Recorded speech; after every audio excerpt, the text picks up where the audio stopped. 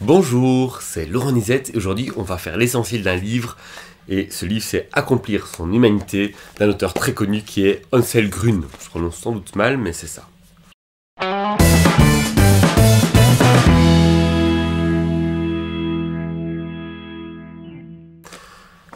Alors c'est parti. Alors Ansel Grün c'est un moine, c'est quelqu'un qui est religieux, qui est donc profondément croyant et qui a été hyper prolifique. Il a énormément écrit sur le thème de la religion et sur le thème du développement personnel. C'est quelqu'un qui a une écriture très douce et qui est très très connu. Et donc voilà, donc je voulais faire un de ses livres et on est parti pour faire celui-ci, Accomplir son humanité. Ben c'est parti. Je vais vous citer les phrases qui m'ont touché de ce livre. Et en fait, la première phrase qui m'a touché, c'est une phrase qui m'a tellement touché que c'est elle qui m'a fait lire le livre. Alors je vous la lis. C'est une phrase qu'on trouve tout au début du livre et qui, moi, m'a vraiment c'est ça qui m'a fait poursuivre la lecture. Alors, cette phrase, c'est « Un fruit est mûr lorsqu'il est devenu ce qu'il doit être selon sa nature et qu'il devient comestible. Un être humain est mûr lorsqu'il a accompli l'épanouissement de son être et qu'il est devenu une bénédiction pour les autres. » Ça veut dire qu'il sous-entend que le fruit est mûr quand il est prêt à être mangé, ce qui est cohérent, et que l'homme mûr, je résume, est celui qui est devenu une bénédiction pour les autres. Moi, je trouve que cette phrase est déjà magique. Je pense que c'est vrai, quand on est une bénédiction pour les autres, c'est qu'on est mûr. Je parle d'une vraie bénédiction, pas quelqu'un de troublé qui fait plaisir aux autres en se perdant, etc. Mais non, quelqu'un qui est tellement bien accompli lui-même qu'il devient doux et une bénédiction pour les autres. Alors, une deuxième phrase qui m'a touché, cette phrase, la deuxième phrase qui m'a touché, c'est une phrase qui, pour moi, symbolise un succès. Donc, pour moi, ça peut être une phrase d'accomplissement. Souvent, on se dit, ouais, mais on parle d'accomplissement, mais c'est quoi l'accomplissement? C'est quelque chose de personnel. C'est un peu comme quand on dit, avant d'aimer quelqu'un, il faut s'aimer soi-même. Ok, qu'est-ce que ça veut dire? En fait, on ne sait pas vraiment. Et là, cette phrase donne une piste. Je la lis. Il a un sentiment d'appartenance et d'enracinement. Son besoin d'amour est satisfait. Il a des amis et se sent aimé et aimable. Il possède dans sa vie un statut et une place. Les autres le respectent. Il a su développer suffisamment d'estime et de respect de soi. Je pourrais la relire, mais en fait, cette phrase-là, elle contient les ingrédients d'une vie épanouie. Un sentiment d'appartenance et d'enracinement. Son besoin d'amour est satisfait. Et c'est un truc de fou parce qu'en fait, on ne dit pas qu'il faut aimer, être en couple ou avoir des amis. Non, son besoin d'amour est satisfait. Pas dans la facilité, hein. On parle de satisfait. Il n'a pas un chat ou un chien, quoi. Enfin, il a peut-être aussi un chat et un chien. Il a des amis et se sent aimé et aimable. Parce que parfois des gens font tout pour se sentir aimés, mais ne se sentent pas aimables. Et donc la relation être aimé prend de l'énergie. Il possède dans la vie un statut et une place. Il a du sens. Ce qu'il fait a du sens. Il fait quelque chose le matin qui a du sens. Très important. Les autres le respectent. Ah oui, ben, c'est l'ensemble des choses qui fait qu'il est respecté. Mais le respect, c'est une reconnaissance.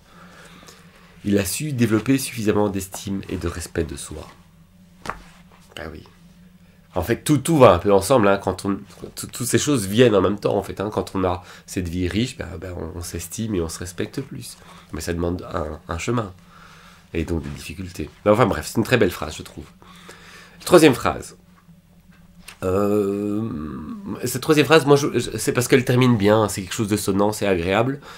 C'est une belle réflexion. Une névrose est vraiment réglée. Ouais, vous allez me dire, je parle d'une belle réflexion, je parle de névrose. Hein. Mais en fait, on peut parler de n'importe quoi d'autre. Là, il parle de la névrose, et ça correspond bien dans la lecture, mais en fait, on pourrait parler de n'importe quoi d'autre.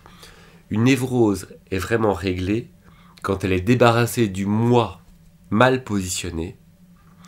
Ce n'est pas elle qui est guérie, mais c'est elle qui nous guérit. Je relis. Une névrose est vraiment réglée quand elle est débarrassée du moi mal positionné. Ce n'est pas elle qui est guérie, c'est elle qui nous guérit.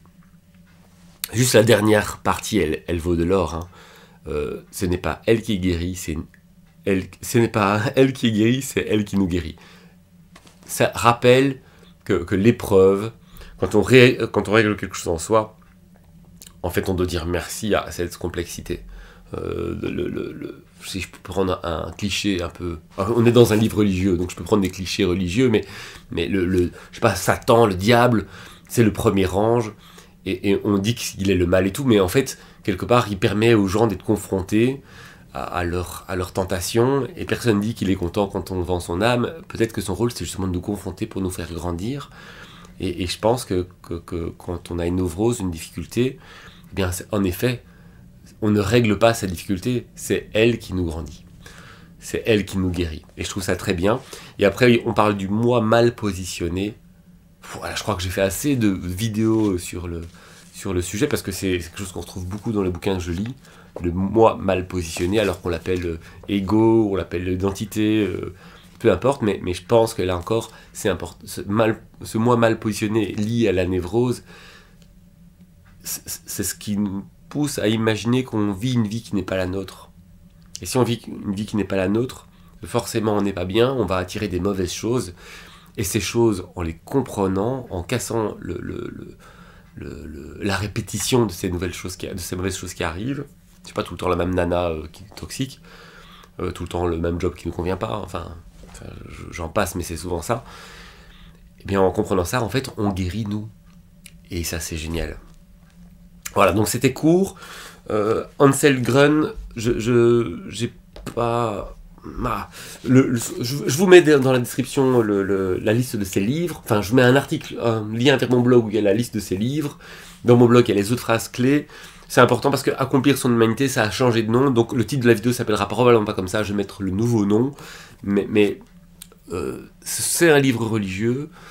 Et ces autres livres sont souvent religieux, mais c'est très facile à lire, c'est très doux. C'est pas une religion pédante, c'est pas une religion dogmatique. C'est une religion personnelle, avec une foi personnelle qui a beaucoup de maturité. J'ai volontairement pas choisi des phrases religieuses, et pourtant il y a des richesses. Je vous en sors une là vite fait, mais je peux pas, hein, c'est pas bien. Mais enfin, en tout cas, il parle de la foi sincère et saine. Il invite à la réflexion que beaucoup de gens vont vers la foi pour des mauvaises raisons, parce qu'ils souffrent et qu'ils cherchent une paix, et que souvent ça apporte des fois pas saines. Donc si vous avez l'impression d'avoir la foi, et que votre chemin est chaotique, c'est vraiment un livre que je vous conseille, si vous vous sentez prêt à remettre en question votre foi. Enfin, pas votre foi, à avoir une meilleure foi en remettant en question votre démarche. Merci beaucoup, bonne journée, au revoir.